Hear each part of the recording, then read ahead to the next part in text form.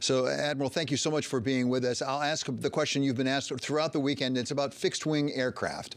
And the president over the weekend said specifically it's not time to provide fixed-wing aircraft. Maybe it will be, maybe it will not. But let me ask you this question. Is it possible we're repeating a mistake we made at the beginning of this war, which is we anticipated that the Ukrainians could not actually really win traditional warfare? We were preparing them for a guerrilla warfare. And in fact, they did better. Is it possible we're repeating that mistake? I actually don't know that I would subscribe to that theory that we made some sort of mistake with respect to the kind of warfare that we knew they were going to be fighting. We have evolved the capabilities throughout this war as the war itself has evolved. In the first few days, when everybody thought that Kyiv was going to fall, in 3 or 4 days, Stinger Stinger air defense systems and Javelin anti-tank missiles were the prime thing that the Ukrainians felt that they needed, and they worked. They helped turn those armored columns of Russian around, and it helped prevent them from taking those 2 important airports outside of Kyiv. And then as the war changed over into the spring, it became artillery, long-range fires, and the HIMARS. Then air defense really became to the fore when Mr. Putin decided to launch a bunch of Iranian drones and cruise missiles at civilian infrastructure. And now both armies are looking ahead to the spring when the weather will get better. And one of the things that the Ukrainians observe that they really need is better combined arms maneuver skills.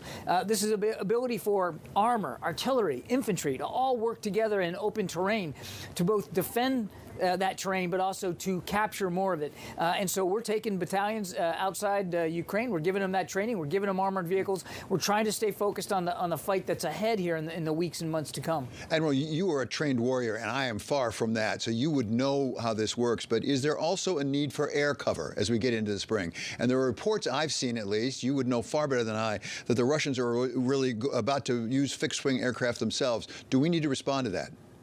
The big need right now in terms of the air picture is air defense. And even in just this last package that the president announced, there's more air defense capabilities, and there'll be more coming. That's what they really need now. I think it's important to remember that at no time over the course of this year, no time have the Russians ever achieved air superiority over Ukraine. Ukraine's air defenses are nimble. They are, in some cases, patchwork together, but they're doing it very, very effectively. And the Russians don't have air superiority. They don't have license to just fly over all of Ukraine.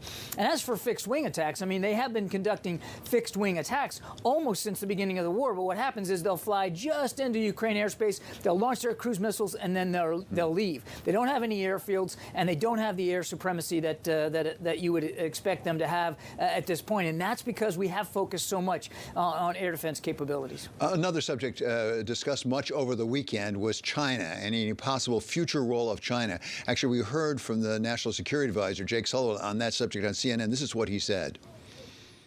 When China talks rhetorically about the war in Ukraine, they tie themselves into knots because they know that going all in with Russia in this war in Ukraine would alienate a substantial number of countries that they are working hard to maintain good relations with. Beijing will have to make its own decisions about how it proceeds, whether it provides military assistance. But if it goes down that road, it will come at real cost to China. Admiral, it strikes me in listening to that, all in is one thing, but aren't there things China could do that's short of all in, but still would help Russia substantially with lethal support as a practical matter? And if they do that, if they do it incrementally and sort of under the radar, as it were, can we tell? I think, look, we obviously would monitor it as best we can. We did talk about the fact that we picked up indications that they were considering this move to lethal assistance, but I would tell you that they haven't made a decision to do that. They haven't moved in that direction. And as Mr. Sullivan said, I mean, they haven't really gone all in with Russia yet. And we think it's because, as Mr. Sullivan said, they know it's not in their interest to do so. Not only because of their relationships around the world with so many other countries, but because they don't necessarily, it wouldn't be in their interest necessarily to be seen helping the Russians kill innocent Ukrainians. And look, they do have a choice to make, and we want them to make the right choice. We'd like to see them join the rest of the international community in condemning this invasion, in enforcing sanctions, and doing nothing to make it easier for Mr. Putin to continue to conduct this war. And we just saw an attempt to try to get them to join us, basically, in condemning Russia over in the G20 meetings of the finance ministers and the central bankers. They declined to go along. By the way, they weren't alone. They also had India on their side, quite a few of the other significant other nations. Is India's position really sort of giving some support to China, not condemning Russia? I think I'd let Indian politicians speak for their decision making here. I mean, every nation has to decide for itself, and we understand that. That's one of the things that's at stake here is Ukrainian sovereignty. We don't think that this is a time for any nation to do anything to give Russia comfort, to give Russia aid or assistance. We've not seen the Indians move in that direction either. We think this is a time for everybody to stand together for the idea of sovereignty and independence, Ukrainians' sovereignty and independence, and not do anything, again, to make it easier for Mr. Putin to kill Ukrainians. And finally, Admiral, I actually got a question from a viewer as we've been talking. I think it really bears asking, and that is, are we seeing a transition, or will we see a transition from Ukraine being in the defensive to really going on the offense? What's the ultimate goal? Is the goal to win the war? And by that, I guess I mean including taking back Crimea. We do want Ukraine to win, and we think the Ukrainians can win, of course. But it's going to be up to them to determine what victory looks like. And if and when they're ready to go to the negotiating table, it's going to be up to them to determine, and Mr. Zelensky particularly, what he's willing to negotiate for, what circumstances that he would be willing to discuss with Mr. Putin. Sadly, we're just not there right now.